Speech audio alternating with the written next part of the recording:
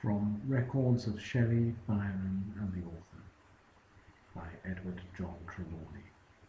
Chapter 12. 3 white wands had been stuck in the sand to mark the poet's grave, but as they were at some distance from each other, we had to cut a trench 30 yards in length, in the line of the sticks, to ascertain the exact spot, and it was nearly an hour before we came upon the grave. In the meantime, Byron and Leigh Hunt arrived in the carriage, attended by soldiers and the health officer as before. The lonely and grand scenery that surrounded us so exactly harmonized with Shelley's genius that I could imagine his spirit soaring over us. The sea, with the islands of Gorgona, Capraja, and Elba, was before us. Old battlemented watchtowers stretched along the coast, backed by the marble-crested Apennines, glistening in the sun, picturesque from their diversified outlines, and not a human dwelling was in sight. As I thought of the delight Shelley felt in such scenes of loneliness and grandeur whilst living, I felt we were no better than a herd of wolves or a pack of wild dogs, in tearing out his battered and naked body from the pure yellow sand that lay so lightly over it, to drag him back to the light of day. But the dead had no voice, nor had I power to check the sacrilege. The work went on silently in the deep and unresisting sand. Not a word was spoken, for the Italians have a touch of sentiment, and their feelings are easily excited into sympathy. Byron was silent and thoughtful. We were startled and drawn together by a dull, hollow sound that followed the blow of a mattock. The iron had struck a skull, and the body was soon uncovered. Lime had been strewn on it. This, or decomposition, had the effect of staining it a dark and ghastly indigo colour.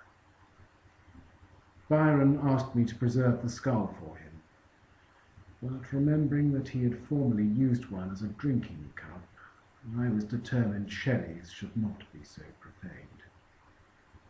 The limbs did not separate from the trunk, as in the case of Williams's body, so that the corpse was removed entire into the furnace. I had taken the precaution of having more and larger pieces of timber in consequence of my experience of the day before, of the difficulty of consuming a corpse in the open air with our apparatus.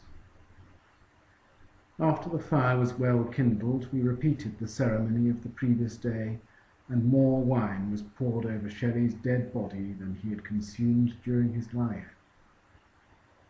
This, with the oil and salt, made the yellow flames glisten and quiver.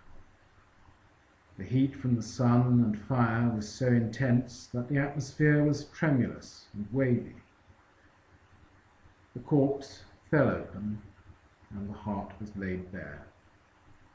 The frontal bone of the skull, where it had been struck with the mattock, fell off, and as the back of the head rested on the red-hot bottom bars of the furnace, the brains literally seethed, bubbled, and boiled as in a cauldron for a very long time. Byron could not face this scene. He withdrew to the beach and swam off to the Bolivar. Leigh Hunt remained in the carriage. The fire was so fierce as to produce a white heat on the iron, and to reduce its contents to grey ashes. The only portions that were not consumed were some fragments of bones, the jaw and the skull. But what surprised us all was that the heart remained entire. In snatching this relic from the fiery furnace, my hand was severely burned, and had anyone seen me do the act, I should have been put into quarantine. After cooling the iron machine in the sea, I collected the human ashes and placed them in a box, which I took on board the Bolivar. Byron and Hunt retraced their steps to their home, and the officers and soldiers returned to their quarters.